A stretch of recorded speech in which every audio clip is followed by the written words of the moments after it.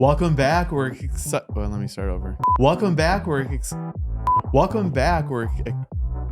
the hell? Four. We're excited. That's a tough one. I feel like we're doing a blip for real right now. Right. This Keep is so it. weird.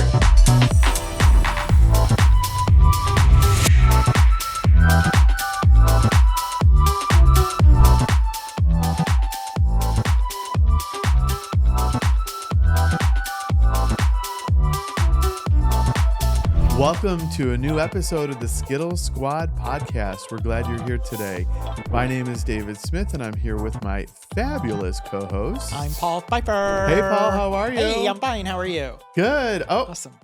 I just saw your t-shirt right now. Oh, yeah. So I feel like I'm going to wear this t-shirt, and every time you say something that you try to insult me about, I'm just going to point to it and say, lame. Insult you? You're lame. Oh my God, I love you so much. I would never insult You're lame. you. Yeah, muffin top. Let's just say. Well, you know, I heard in some cultures, muffin top is a term of endearment. In what culture? Mine. Okay. Lame. Okay. Yeah, Lame. it's funny. I get triggered by that. Somebody used to text me that and like really pissed me off. Oh, really? Yeah. So anywho. See, I didn't know my shirt would be so triggering. It's very triggering. Okay. So do we want to know more about that story? No. Definitely no more info on that story. So when you think of lame, like do you call people lame? Like, do you use that in your everyday? Or No, not really. Okay, yeah, Not me either. really. No, not too much. No. I think that's I think I hear that a lot more with the 30-year-olds. Yeah, it's like a millennial. Yeah, for thing. sure. Yeah. So, you know, it's so funny because you think about like pet peeves or things like that. Mm-hmm. Do you have a hill that maybe that you're irrationally willing to die on? Is there something that just like no matter what drives you crazy and other people might look at you like, why are you dying on this hill? So the one that immediately comes to mind is that my husband is a boomer and he won't admit he's a boomer. Oh, poor Rick. Oh my goodness. Honestly, I never in a I will million die years- on that hill. He will be a boomer. You are a boomer. You were born in 1961. You are a boomer. You are not Gen X. I will die on that hill. Oh, right. Well, okay. I wasn't expecting this to be definitely so controversial so fast right out of the gate. Rick is a boomer. Any other irrational, or is that literally it in life? No, I mean, so the other thing I would probably die on is, you know, and this is something that Rick and I fight over all the time. And I think I mentioned this to you. Okay. So temperature in the house. Okay. I like to have it cold. Mm-hmm. He gets mad at me because I'm constantly turning the thermostat down. Right. And I got in trouble recently because the electric bill was $50 higher than what it normally is. Uh-oh. Because when he's not looking, I will turn it down to 72. Okay. And then he's like, I'm freezing in this house. And then he'll go to the thermostat and he'll see I turned it down to 72. Okay. So he's like, you need to stop turning it down to 72 because our electric bill was $50 more. Right. So what this has resulted in is that now we're getting solar. Up. So we're spending $35,000 to $40,000 on solar because the electric bill was $50 more a month. But won't your savings be great in 2100? I don't know. I don't know. Okay. But I can't follow the logic behind that because I'm like, okay, if the electric is $50 more, then I just won't touch the thermostat. Right. Okay. You know, and then it will be back to normal. You don't have to go out and spend $35,000, $40,000 on a solar panel system because the electric bill was $50 more. You know, I know Rick, and honestly, this sounds exactly like something he would do. Yes. Yes.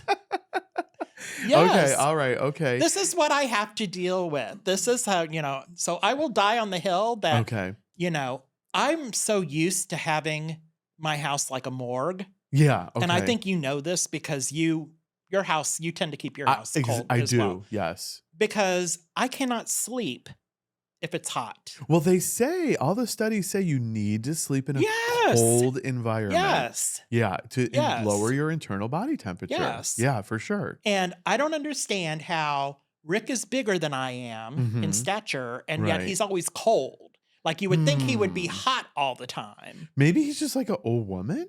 Maybe. Oh, I don't know. okay. I don't know. I'm just throwing out ideas. I'm not sure. Okay. So yes. Wow. So $50 increase in the electric bill equals $40,000 new solar Yes. system. Okay. Well, Yes. Rick is a realtor. If you ever sell that house, maybe it'd have good resale value. I don't know. I don't know. It's something we can ask Callen, though. True. We will check in with Callen Jones, our guest coming up soon. Make sure you stay tuned for him. It's going to be great. Yes. For sure. Okay, so I'm trying to think, my biggest pet peeve or irrational hill I will die on, I think, is if somebody tells me they're going to be there and they're not. Like, let's say, for example, you and I set like a dinner, like, we're going to go to dinner. Yeah. And then all of a sudden, like 20 minutes before, you're like, I'm not going to make it.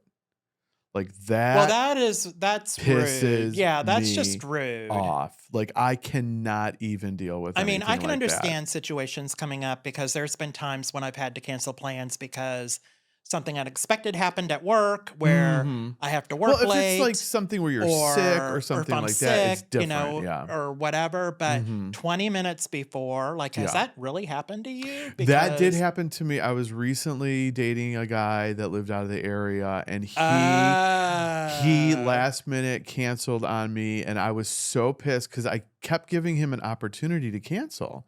I'm like, hey, if you can't make it, no big deal. We'll just reschedule. Was this the same guy that was like all hot and bothered over the color maroon or something like that? Like, what was that story?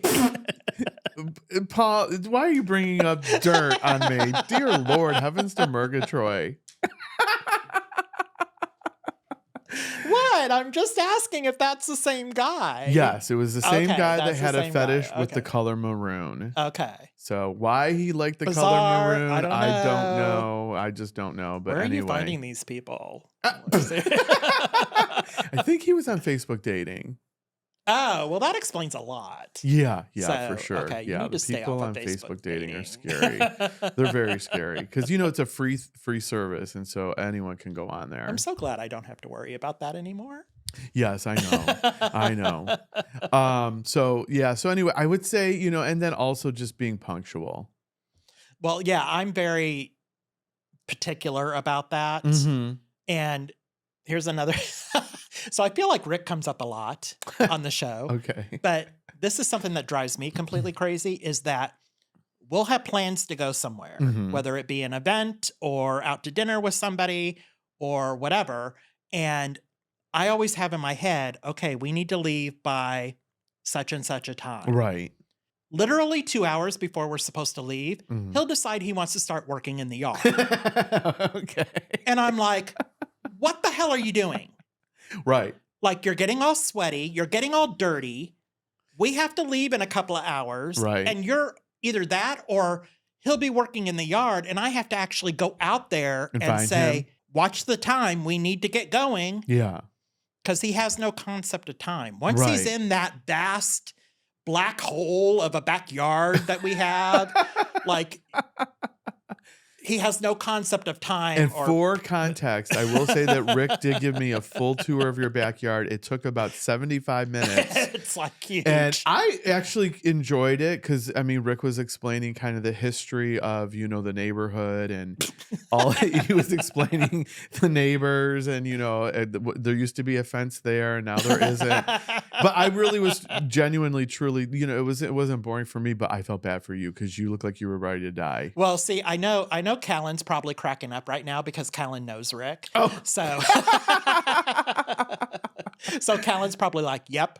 That's absolutely right. Yeah. Rick has a huge infatuation with your backyard. Yes. Yeah. But it keeps him out of your hair, right? It does. And now that he's, I guess, semi-retired now, that gives him plenty of time to do Annoy what he you? wants to do. Mm. No, do what he wants to Mhm. do with the backyard and everything. Because I told him, I said, okay, we're having this barbecue pool party on, August 9th. The yard needs to look presentable. Like, it Mhm. can't be looking like no Sanford and Son junkyard. Like, I need a presentable yard Right. because we're Right. going to have a group of people over. Yeah. And obviously, it'll probably be a big group of people because the backyard's large enough to, Yeah, you have like 2 lots, don't you, yeah, together in it's one or large. something? It's large Yeah. enough to hold like a whole bunch of people. Mhm. So I'm like, you've got a job to do.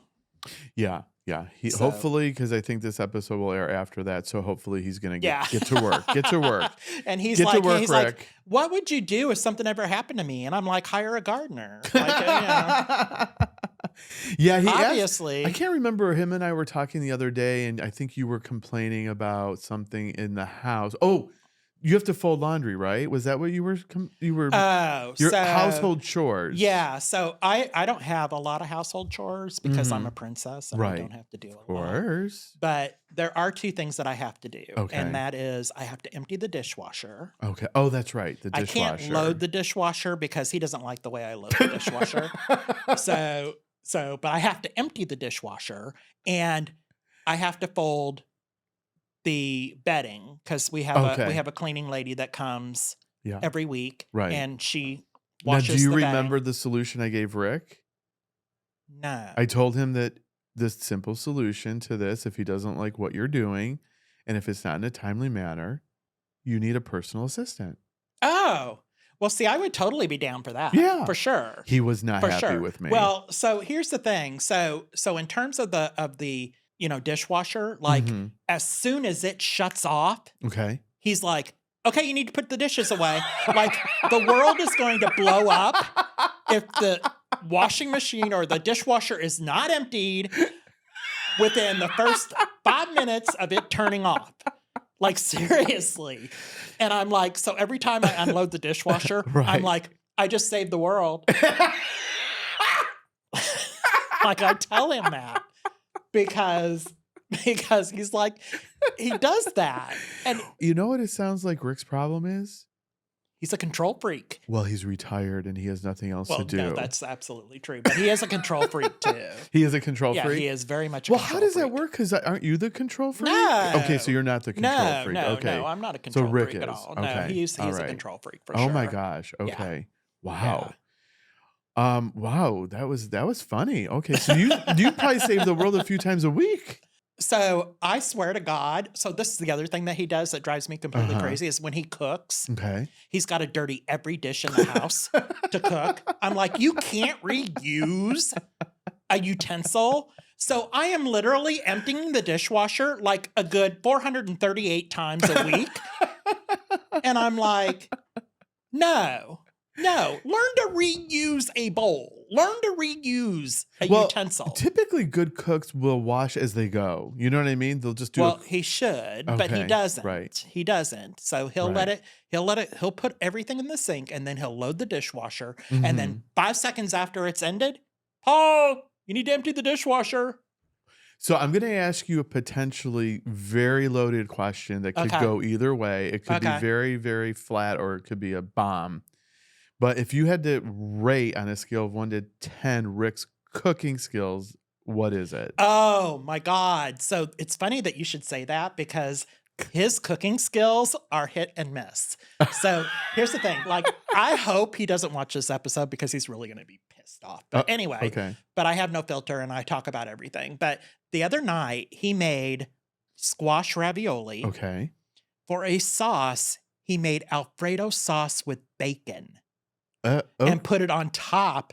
I'm like, that doesn't sound good. I'm like, no. I'm like, this does not taste okay, good. This does right. not go together. Right. Like, don't ever make that ever again. Like, seriously. Like, do you have any favorite dishes he makes? He makes really good food. Yeah. But he likes to experiment in the kitchen and Okay. he will mix flavors that you don't think should should be go mixed, together. yeah. And Have you ever ordered Uber Eats after he cooked dinner? oh, have I? No. Okay. No. So you'll eat it even no matter No, what I it won't is. eat it. I'll Oh. I'll give it to him and I'll be like, okay, you eat this because I don't like it. That's what I did with the squash thing. I'm like, I don't like that. You eat it. Oh, that's funny. Yeah. Okay. Yeah. And then I didn't eat anything. Well, you do have to give him credit for experimenting because, you might find a great new dish. No, I mean, you might. Yeah. There was some sort of concoction that he put apples in that he shouldn't have put apples in. And I was like, the hell are you on that you think those flavors like go together? Right. But yeah, this just happened like 2 nights ago. Oh my gosh. Where we had that's the funny. squash ravioli with the Alfredo sauce and bacon. And I was like, no, Rick. You know what I think might be really good for you is if we put some cameras in the house and then we just like took the snapshots of you and Rick arguing. It would fighting. be so funny. Like it could be a reality show, probably. Well, I've seen you two together. It's really entertaining. Yeah, it's really great. And it's so funny because Rick he's got like a button and you can hit it so easily. Oh, I can hit his buttons really good. Oh, it's great. I love hitting Rick's buttons because it's immediately like a show. Yeah. It's like, hey, Rick, what do you think about XYZ? And then it's like, boom. Yeah. Show starts. Yeah. And I just when get my popcorn. When he tries to give advice about the show, like he tried that again. Oh, he did? The other night. Oh, I loved it. Well, what did he say? He was like, well, I don't think you guys should be recycling guests. And David said, you were thinking about having some previous guests on. And I'm like, look, you have a business, which he does. He's a real estate broker. Yeah, he's a real estate agent. You have a business. I have a business. Mm-hmm. I don't stick my nose in your business. So don't stick your nose into mine. Well, I agree with you. And so, Rick, you do need to stay in your lane. Right. Yeah, for sure. And I will, on the record, go to say that we are going to do a reunion show with previous guests, and it will be the highest rated episode ever. Probably. Yeah. So anyway, and then, maybe we can crown you during the reunion show. Oh, yes. That would be great. Crown. Yeah. We'd have to be at Yes. 10,000 subscribers on YouTube. Gotta be as big as Seduction's crown, though. Yeah, it's got to be obnoxious. Yeah, it's got to be something huge. And honestly, even I'm kind of seeing like a diamond pendant here. I don't know. Would you do all diamonds? I would do all that. Yeah, yeah. Okay, I think you would look good in and that. then I could just wave to the viewers. Yeah. I think you have. Well, maybe we can get you a wand, like in Wicked. Oh, yes. Yeah. Yes. That would be great. Oh, I'd love that. Yeah. Okay. Yeah, so definitely. stay tuned for the upcoming reunion episodes. Probably be in a little bit, a couple of months. But yeah, we're definitely going to be doing a reunion episode with previous guests and more to come on that because I haven't even talked to Paul about that yet. All right. Cool. Well, we've chatted for a little longer than normal, but it's okay. We're going to actually take a quick break and we'll be back with Callen Jones in just a moment. Stay tuned. Fam League is Tampa Bay's ultimate adult social sports league, bringing together kickball, dodgeball, pickleball, bowling, and more in a fun, social, and all-inclusive environment. Whether you're here to compete, connect, or just have a blast, there's a place for you in this community.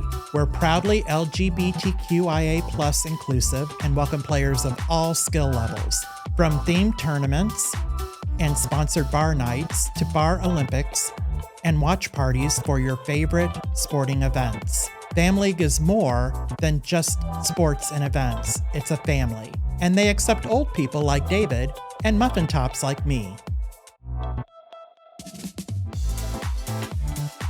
Welcome back. We're thrilled to introduce our guest, Callen Jones. Welcome. Thank you We're so so much. excited to have you here. Absolutely, I'm excited. So before we dive into everything, what's something recently that made you feel proud, whether as a parent, an advocate, or, just as a person?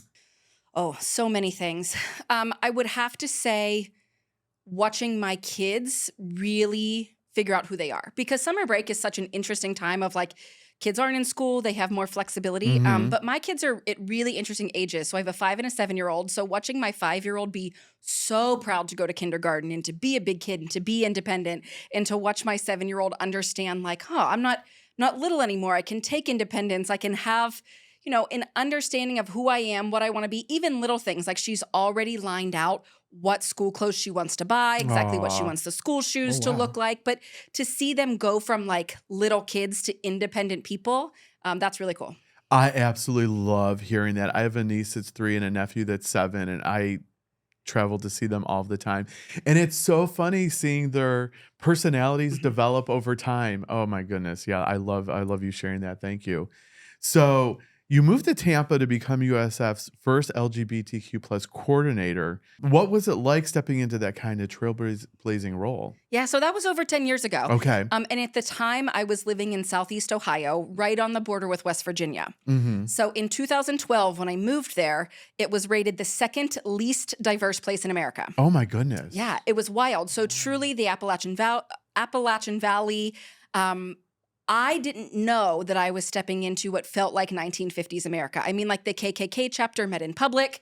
That was the first time that I dated a woman of color, and like we were stopped and chased. Like it was a very interesting Oh my God. experience. Wow. So from there, I did a nationwide search, and admittedly, I was a finalist for an LGBTQ center job at Georgetown in DC, Mm-hmm. the USF job that was brand new, and then a job at Miami. And it came down to I had always wanted to live near the beach, and admittedly cost of living, because the cost of living then between Tampa and DC, it was not Right, comparable. Right. I also looked at like being able to step in and build something at USF, how exciting that was. Yeah. It was interesting being the first, because in theory they were ready for it, but I think they were ready for it on paper, not necessarily in practice. Interesting. Okay. So for example, I was the first person who started with an introduction of my name and pronouns. And at first people were like, yeah, name and pronouns. And then a month in, people said like, we get it. Like, can you do less of that? I was told that I was too trans focused. I was told kind of like, we get that you have the experience and you can do all of those things, but do less. So it was really wow. interesting Oh, because wow. Yeah. faculty loved me, Okay. but my main job was supporting students. So Okay. I was getting a lot of requests. I was even getting requests from like presidential committees, from faculty chairs who wanted me to come and present. Like this was 10 years ago, and I did a presentation on trans student athletes in the Okay. NCAA, which is a huge topic now, and people were acting like it's new. It's not. This is, 12, 13 years ago, we had trans student athletes in the NCAA. So it was interesting to see how that played out. Admittedly, I worked there when marriage equality passed. Oh, okay. It took about 43 minutes for an email to come back, because when it passed, I said, we need to say something. Mm-hmm. So we said something kind of under the Safe Zone training program that I ran about like, this is a win for our students and our faculty and staff. And 43 minutes later, a staff member complained that all students pay your salary and not all students see this as a win. Oh my goodness. Oh, Okay. wow. Yeah, so it was managing those pieces. Wow. Admittedly, right after that, I went and I worked at the University of Tampa, and I was there when the Pulse shooting happened. Okay. And I advised the LGBT student group, and UT was the only local organization in this part of the state that said nothing about the Pulse shooting. Well, I wasn't going to let that happen. So I planned a vigil, brought in Dr. Daniel Cruz from USF, because I wasn't going to let us mispronounce people's names, right? Okay, I wanted right. a native Spanish speaker. I wanted to make sure that we were honoring folks and honoring that so many of our students Mm-hmm. went. And once again, it was, we don't do things like that here, Wow. right? So it was continued that people like the work when you can claim it. They like when you can recruit students and say, Right. look what we have. They like when they can say, we're supporting. But the hard thing was, like when I was at USF, students could not even change their names in the online system. So if they used a name that wasn't their legal name, when they logged into all of their classes, it was going to say their legal name. Something like that is Oh. really easy to change on the back end. Yeah, right. yeah. Right. So I got that changed, Mm. but we didn't want to advertise that it was not necessarily changed, right? And kind of managing all of that. Right. So admittedly, some of those pieces and then some other personal pieces is what led to the jump to real estate, because Okay. you can only say no to students so many times when you know that they're right. Mm-hmm. Right. Well, you're leading the Jones home team. Yeah. So yeah, from that work in real estate, your journey really is fueled by purpose. So what kind of got you into real estate after all of you've just shared with us? I was recruited into real estate. So it was one of those where a Okay. top producing team, I knew somebody on the team and they recruited me. There was also the goal that my partner at the time really wanted to stay home when we had kids. So, and admittedly, working in higher education wasn't going to pay the bills to stay home. Yeah. So real estate made sense. It was strategic, right? Having Yeah. a master's degree, having a salary job, and then jumping into something like real estate. I only did it because I joined a mega team, because I knew I could learn and then figure out how to do it my own way. Real estate is still very much the old boys club. It's still very, very conservative in a lot of ways. True. Okay. Yeah, it Yeah, is. it's And true. there's a lot that we face locally that people want to act like we're inclusive because of fair housing. It's a facade. So I'm somebody who I'm doing it my way. I was featured last year in the Real Producers magazine. So for the top 3% of agents, they give magazine features. And I said, I only want to do it if you'll write it as Kellen and use my correct pronouns and talk about real estate the way that I sell real estate, because I focus on inclusive real estate. And they actually said at that time that they had never featured a trans person in the magazine. Oh, wow. Really? Okay, Yeah. that's interesting. Okay. Wow. Just with what you've shared with us in these few minutes, wow, it's a lot of history. You've experienced a lot. Wow. So you're leading the Jones home team. So well, I want to do a quick flashback to Rick and the solar panels since we're talking about real estate. We might have already touched on it, so we're ready. So in the hot topics we were talking about earlier, Paul, is going to get solar panels. How exciting. But does that increase the value of a home? I'm going on record to say Rick is wrong. Oh. We haven't seen appraisers give it a bump, but it's the same thing, for example, a pool, right? A pool used to be something that you could put in for a reasonable cost. We now have people that are spending $100,000 to install a pool, Right. and it might increase the value of your home $20,000. Wow. Yeah. Right? So it's not dollar for dollar. Okay. The thing with solar is it's not dollar for dollar, and unfortunately, it is a long-term play. If you intend to stay there for 10 years and you want to have solar, great. If your roof is newer. Because you also have to understand that if your roof is older, when they have to replace the roof, they have to uninstall the solar. Yep. Sometimes that means you have to pay for new solar if there's a required wow. upgrade per the electric company. Oh, my goodness. Wow. Reinstall. Yeah, and not a lot of the companies do it. The other thing that we've unfortunately see is a lot of those companies are going out of business. Yeah. So people now aren't being able to receive what they were sold from the salespeople. Wow. So if you're planning to sell in less than 5 years, absolutely do not do solar. Okay. And if you're looking at a house that has solar, there's a lot of pieces to understand there, specifically age of roof. Is there still a loan on it? And Wow. is it something where you are getting the benefit from it that is beyond the sales brochure? Well, thank you for sharing that with us, Absolutely. because I know that there's solar panels and that's about it. Yes. Well, it's and the thing is, you also want to make sure you read the contract too before you sign, because one of the contracts that we did receive for solar, as we were looking at the different contracts, was that it said we would be responsible for paying the subcontractors if the company went under. And I'm like, no, I am not going to be That's put a on the big hook. risk. Yeah, I am not going Because to be it's put on happening. the hook. Wow. The amount of companies, pool companies, solar companies, a lot of those companies that it's a large cost. Unfortunately, they are going under, but you have people who've done the labor, but you were smart enough to read it. And because your husband is a realtor, he knew to read the contract. Unfortunately, I've seen that. I had a listing where they didn't read the contract and they thought that the buyer could assume the loan, and it stated that they couldn't. So the seller had no option but to pay off the full balance, but they didn't know that, right? And a lot of times people say like, well, nobody told me. And unfortunately, that's often on purpose, right? Like they hope that you, they're not going to tell you, and they hope that you don't read because that's in their benefit. Yeah. Wow. And it was a similar situation, because when Rick and I were looking at venues to get married, we had considered the aquarium, and one of the things in the aquarium contract for us to have our wedding there was that if there was a hurricane or a natural disaster, we didn't get our money back. Wow. And I actually Horrible. work for an attorney. So I sent the contract to her and I said, what do you think of this? And she said, don't do it. And we ended up not getting married there because, it's not our fault if a hurricane comes through. It's not our fault. And what are you going to do about it, Yeah. right? Like Yeah. you mentioned I'm a realtor. So realtors, we're independent contractors. I remember there's a big brokerage, a big national brokerage that started offering health insurance. And I looked into it as like, hey, especially because pregnancy and things are very expensive. So plan to have kids. But in the fine print, it noted that no pregnancy-related coverage at all within the first calendar year of you having that plan. Oh, wow. So for anybody who, Okay. if you accidentally get pregnant in February, you got nothing. Wow. And those pieces are wild, because I do think that, yes, you should read the fine print, but the reality is there are some pieces that you do assume out of goodwill and you think, hey, this would be reasonable. Like that. Why would you think that the venue would say like, sorry, that's not us? Right.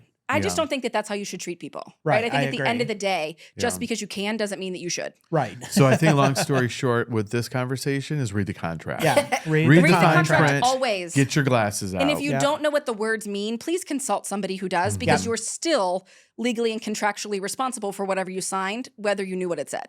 And continuing the topic of real estate, what are some of the unique challenges queer and trans people face when buying and selling a home in Florida now? Absolutely. So I work a lot. My business is actually over 80% LGBTQ plus people. Oh, that's amazing. Yeah. I mean, in the past year, I've helped over 10 trans people, which is just statistically improbable, except it's my business model. Right. Right. So those are the pieces. And I will admit, when I bought my first house, I wasn't in real estate yet. I didn't know anything. And actually, we were not allowed by the closing attorney to take title in a way that was legally afforded to us. So that was some homophobia that he actually said, well, when you get married, you can just quit claim it to yourself. Wow. So I faced a potential legal issue Mhm.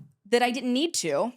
I just didn't know any better. So that's where when I enter conversations, it's what might you not know? So you're talking about queer people. The reality is some people aren't married, and that affects some of those benefits. Mhm. One really big one that we see is that for a VA loan, you can only be on a loan together if you're married or if you both have served. Oh, okay. So we have couples that have been together 20 years. It doesn't matter. The loan is still not going to allow for you to be together Wow. unless you're married or you both served. Mhm. The other piece of that is thinking about how do things play out. So for example, with trans people, you may have different names. You may have different parts of your identity that link to different times. So Right. I have sellers that they bought the house under one name and now they're selling it under another. We need to take that into account. For buyers, if you had one name and you've changed your name, that's going to come up when the lender pulls it.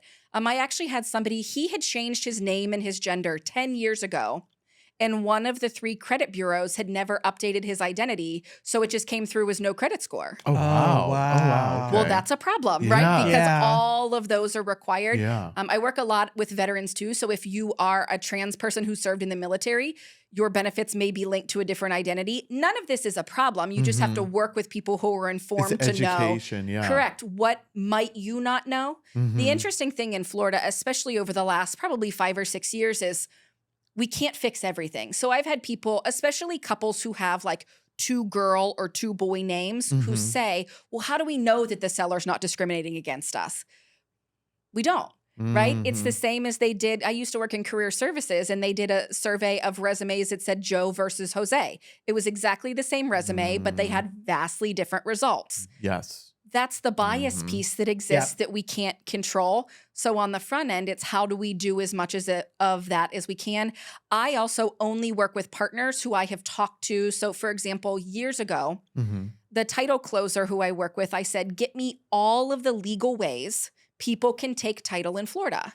Because I wanted to know, do you have to sign? Like I remember I've seen some deeds that still say like a husband and his wife. Yeah. Oh my goodness. Most even straight couples don't want that in 2025, Right. you know? Right. Mhm. Where legally you can just take title as a married or a single person or as a married couple. We don't have to put gender in it at all. So Mhm. often for queer and trans couples, that's helpful because some of those other things that they might be worried about, we can take out of the equation.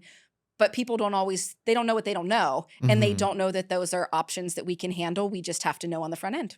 What an invaluable service you are providing. you. That is absolutely amazing. Yeah. How can folks find your, contact information on the web? Like, do you have a website or? For sure. So thejoneshometeam.com, or admittedly, if you just Google Callen Jones or the Jones Home Team, we have a Google page, Facebook, also any of the sites. So Zillow, Realtor.com, any of those. I have a whole realtor page and Oh, reviews great. and things like that. So Okay. realtors are actually pretty easy to find. Right. So It's just knowing that true. you're out there. It's correct, true. correct. Yeah, especially for those folks that need those, niche services that you're Absolutely. offering. Yeah. And I have a national network. So that's the other thing is people say, oh, I don't live where you live. That's okay.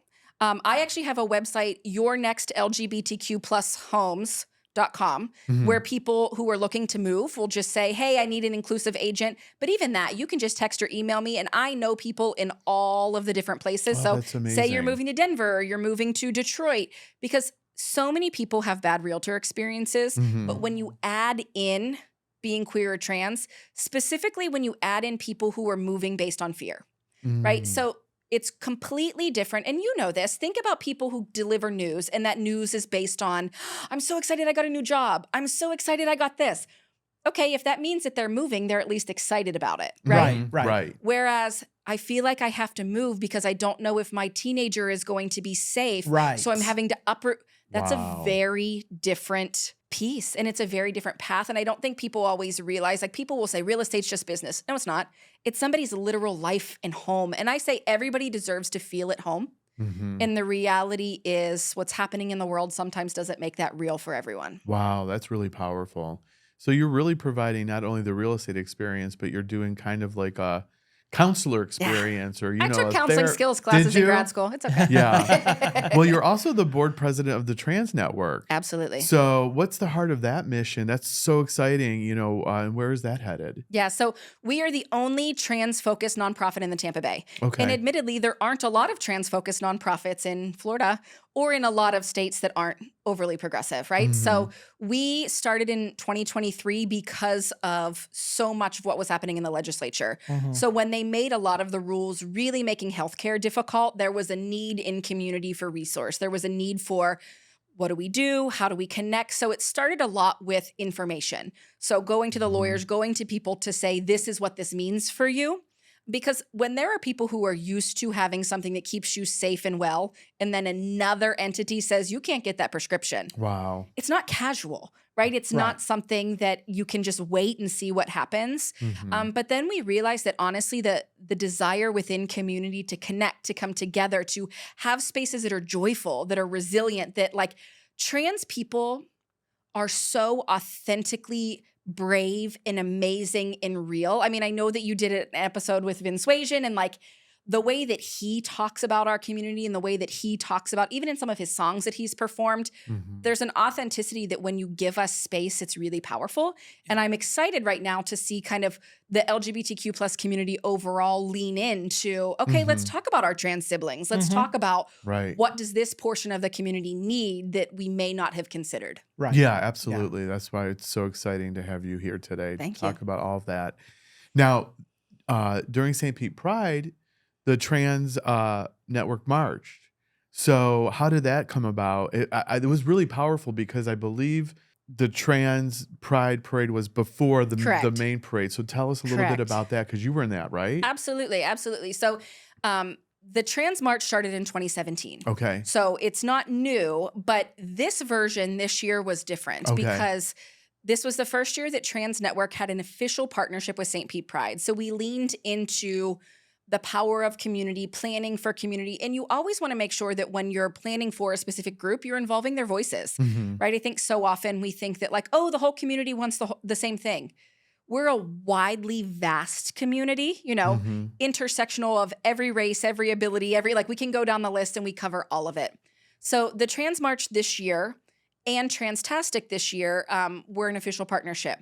This year, though, for the Trans March, because the Skermeti decision dropped, so this was the first time that, unfortunately, we had a march right after a Supreme Court decision that was tough for our community. So that decision has made some trans healthcare for youth a little bit more difficult in Tennessee. Unfortunately, we're starting to see immediate impacts in some other locations. So there's 20 clinics right now that are being investigated by the federal government, some of whom that are really big clinics like Stanford have already stopped care, because the reality is if the federal government prohibits your funding, what are you going to do? Right. Right. And I think that people don't realize even things like Medicaid, the amount of hospitals that depend on that funding, there isn't just another source. Right.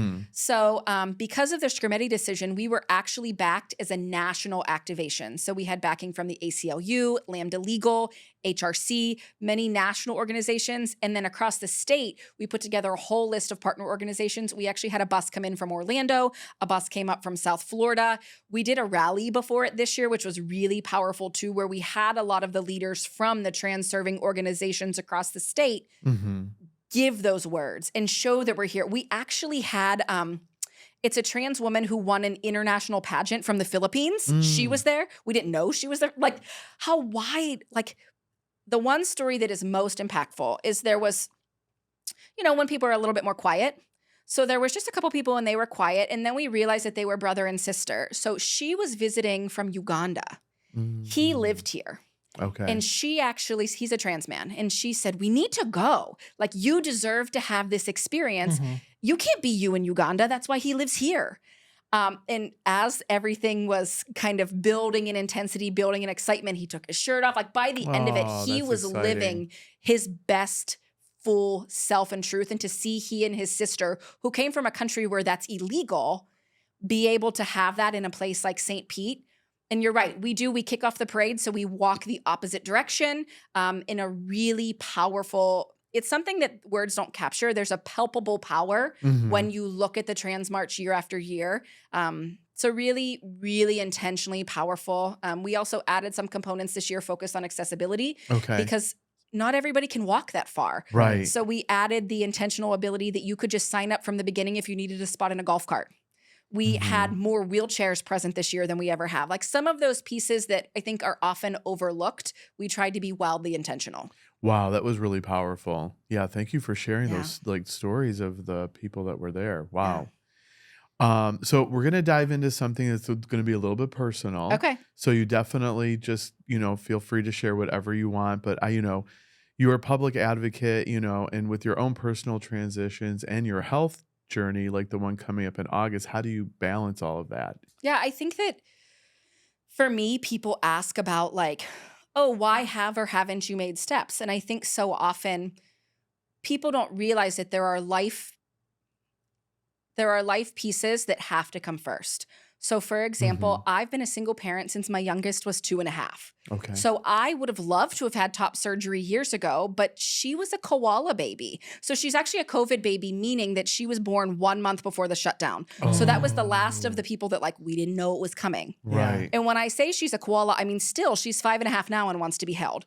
So when you can't lift more than 5 pounds, you can't have top surgery as a single parent when you have a baby, a 2, 3, 4-year-old that you have to carry. So some of those realistic pieces come into play. Yeah. I also think that so often we talk about trans people related to what surgeries have you had, what almost with a binary assumption. And in our community, we're starting to see much more presence of non-binary folks, of people that use they, them, or other pronouns, of people who are saying, we're here and we're gender expansive. We don't have to fit into a box. We don't have to fit into a binary, especially when we get into intergenerational conversations. I know as Trans Network, we did a conversation at Eckerd with some of their students, and the scope of gender in that room, both in how they identified, how they expressed that. If you saw these people walking by you, you would not guess based on their outward experience or how you experience them, who they see themselves to be. And I think that that's really important, especially in our community, is to give people space, is to not assume, even within language, right? Like I tell people all the time, if you want to be inclusive, you can't say ladies and gentlemen and brothers and sisters. Right. Because that's only taking into account men and women or people within the binary. So for example, instead of brothers and sisters, say siblings. Like for my kids, I don't call them daughters. I don't call them girls.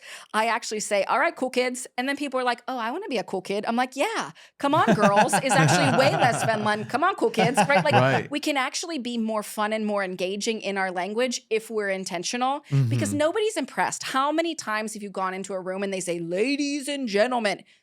Wow. It's played out, right? Where if you say, all of the fabulous folks in the room. Oh, okay. Right. Yeah, Like there are ways that we can be inclusive and also just more fun. Yeah. So what would you say to someone who wants to support trans and non-binary people, but they don't know where to start? Sure. Google's great. Okay. Because I think that so often people start with what they're curious about, and that is often not questions that you should be asking. For example, it's not appropriate to ask people about what surgeries they have or haven't had, especially if you don't know them, right? Right. And I always tell people when I used to do these trainings, I would say, do you need to know or are you nosy? Oh, I love that. Yeah, that's good. Do you need to know or are you nosy? Because people say, I'm just curious. I know. Be curious online. Right. Yeah. Because you can find you can find a lot on the internet, right? But when you're taking up space, and especially when a community is so under attack, and then to have somebody ask that again, that might be the part that just puts somebody over the edge, right? So if you want to support, I think it's really important that you learn. Actually explore. Like I know that my parents, I come from rural Western Pennsylvania, and I was raised really Catholic. Okay. I do not make sense to my parents at all. My mom is trying, my dad not so much. And that's where we are. Right. But I gave them an ultimatum that if you don't respect who I am in my house, you're not welcome, because I'm not going to let you disrespect me in front of my kids. Right. But my dad is somebody who decided he's not going to do the work, so I would not say that he's an ally to trans people. You can't be an ally to anybody if you're not willing to do the work. I think that our community has almost made it easy for people to like wear a sticker and then not do anything. Right. That just means you're supportive. That doesn't mean you're actually an ally or an advocate. You have to do the work. You have to step in. I would also say that right now, if you want to be an advocate or an ally to trans people, is you have to step in. You have to understand that your voice matters. Just by sheer numbers, if you called your legislators and said, we're not in favor of this, or if you talk to people, or if you were having the conversations, step into a PFLAG chapter, step into some of the local options that might have that education for you. Shoot, contact Trans Network and we'll give you some of that. We do a conversation series that we invite allies to, and admittedly, a lot of people keep coming back because of how much they're learning. And they're saying, like, we had no idea. Some of the topics were allyship or privilege or the healthcare realities, and just being in the room and learning about actual lived experience, because people learn through story. Right. They do. That's true. And we know that. And that's why people ask questions, and that's why people are curious. But we have to, give people grace and space to not always have to be Google. Maybe start there and then step in with curiosity. Yeah, it's so interesting because I think a lot of it is just the conversations and the education. And so that's why it's so important to have you on to really, really, really just bring a spotlight to what's going on and how we can support. And to know that so much that's in the news is truly just false and fear-mongering, right? But that's the media in general. Right. The other thing that I would say, too, is when people say, like, well, why would you want to do that? Take a step back and rephrase that. If a group of people are going through so much just to live as who they are, maybe realize that they don't super have a choice. Maybe that's the way, I know you've had a lot of episodes talking about mental health. Maybe that's the way they stay alive. Maybe that's the way that folks get to live, because if living in my truth is going to make my experience harder, rather than judging that, maybe you should honor the courageous bravery that it takes to live that experience. Because there is something to be said for people that, knowing that they're going to face difficulty, still step into their authenticity. I think that those are just people that we should respect. Wow, that was very powerful. Thank you for sharing that. That's just, Paul, any thoughts around that? So one of the things I wanted to say, and Callen, I love me some Callen. Rachel, when we had Rachel on, she gave us a story about Tampa Pride and how she was going through a panic attack and how you were able to kind of talk her down from that. How do you help people if they're in a situation like, I have the same mental health challenges as Rachel does. I have panic attacks. So if I were to have a panic attack right now on the show. Are you having one right now? No, I'm not. Okay. He's not. Like, we're okay. How were you able to help Rachel in that? Because I think that's powerful that you were able to step in and help someone that may be having a mental health challenge. And I think the first part of that is just allowing people to be who they are, because so often we have to fulfill our role or who people know us to be. Or, Rachel is somebody that a lot of people know for a lot of reasons. Whereas when I walked up and saw what was happening, I just acknowledged, right? Like, it's okay. Take a breath, right? Be present with me. And like, it doesn't have to be anything. And that wasn't a story I was going to tell anybody. And then she posted it, right? It was one of those where then she posted it, and I was glad that she did, because I have my own mental health pieces. And I think so often, especially people who are strong and they're leaders, and, like, for me to be a real estate team leader and a board president and all of this, like, I can't have, yes, those are the people who often have the most pieces because we're shouldering so much, right? To wear all the hats that I do and then have to go home and parent and have to do this and that. The reality is we're all dealing with a lot. And if we just held space for one another, and if we just said, it's okay, whatever you bring to me. And I think that the reality in that was, she and I have known each other for years. It wasn't intentional in any way, but it was just I was just willing to stand there with her and be in that and hold that space. Because so often I think that people think that mental health means I have to have a whole toolkit and I have to have a whole checklist and I have to know. Honestly, it's just being with somebody most often. Now, there are some pieces that get a little bit more serious and go down a path that you might need some actual professional help. But So often people say, I wish somebody would just check on me. I wish somebody would just say, It's are the you good? holding space. I keep thinking Correct. about what you said. It's Yeah. holding space. I think, we're taught to have that strong, happy facade.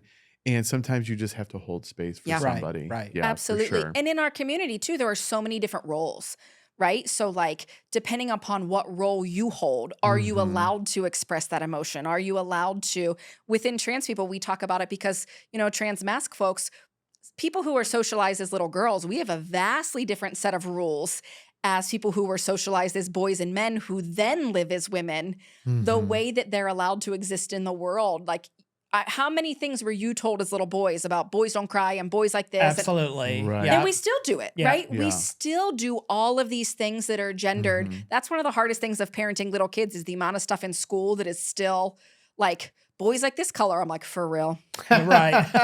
I might not be the teacher's favorite because I'm like, none of that's real. Well, it goes back to what you said earlier about the Joe versus the Joseph. It's Mhm. just, this unconscious bias or, Mhm. these preconceived mindsets and everything that we've been Yeah. taught as we've been growing up. It's been absolutely Thank you. wonderful chatting with you. I do want to ask you one final question. What do you think something maybe your kids do or say that reminds you that you're doing something right? So I was not raised with a lot of affection. Okay. I was raised with a lot of expectation. Mm. So, I was expected, I had to get good grades and I was smart and I was good at sports and I was musical, right? So it worked out that way that it was okay that I was going to do those things anyway, but I don't have warm and fuzzies. Also as somebody who grew up never being who my mom wanted me to be. Mm. I had an older brother and I wasn't allowed to have my hair cut like him, but I didn't know why, right? Mhm. There were so many boxes and so many shoulds and I hate shoulds. Nobody thrives when they're told who they should be. Mhm. Mhm. So for my kids, the fact that they know that if I mess up, I'm going to apologize. That if we have a tough conversation at the end of the day, we talk about how much we love each other, but we also talk about that not all kids get that. And they have started to come to me and say like, I love you and you're the best Baba. They call me Baba. You're the best Baba in the world. And like the fact that they are so sure of themselves and so comforted and confident in the connection and the love that we have. Because moving through the world as somebody who is perceived as a mom, but who isn't a mom is a very interesting dichotomy of what space I'm allowed to Yeah. take up. So having my kids react in the way that they do and kind of move through the world as such confident people who understand that their role is to make the world comfortable for everybody around them, whether or not they're the same or different. You can't get much better than that as a parent. That is such a warm fuzzy. Thank you for Yeah. sharing that story. And they're cute. We're flashing a picture if you're allowed with the kids. It's up We to you. won't, but it's okay. They're cute. All right. They're cute. They're cute. Trust us. Is there any other maybe socials that you want to throw out as far as what people can access? So we're post-Pride, so it's a lot of the planning pieces right now. Mhm. I would say keep an eye on if you want to visit the Trans Network social media. We're planning a lot. Like I said, we do that conversation series. We do some support series. We're actually planning kind of a large, fun, more charitable fundraising event, really looking at what does community want? What are we doing? And then I would love if anybody wants to get connected or has ideas. The one thing that we always struggle with is space. So people have a lot of ideas for things that they want us to do. Allendale and St. Pete has offered us space. A couple other churches have offered us space, but there are many community members uncomfortable in church spaces. So if Okay. anybody knows available space that we could use, that's one of the challenges of affordable community events is just not always having space available. Right. Yeah, so definitely you can email us at contact@skittlesquad.com if you have any spaces That would be great. available. And also if you are wanting to advertise or be a guest, definitely you can reach us at that email also. Well, it was great to chat with you today. Paul, any final words? No, because you stole my line. Sorry. But you can follow us on all our social media sites. We're on Facebook, Instagram, TikTok, and you can also see us on YouTube, Spotify, Apple, and Amazon. Anywhere you can get your podcasts. Yeah, thanks for watching. We'll see you next time. Bye-bye. Bye.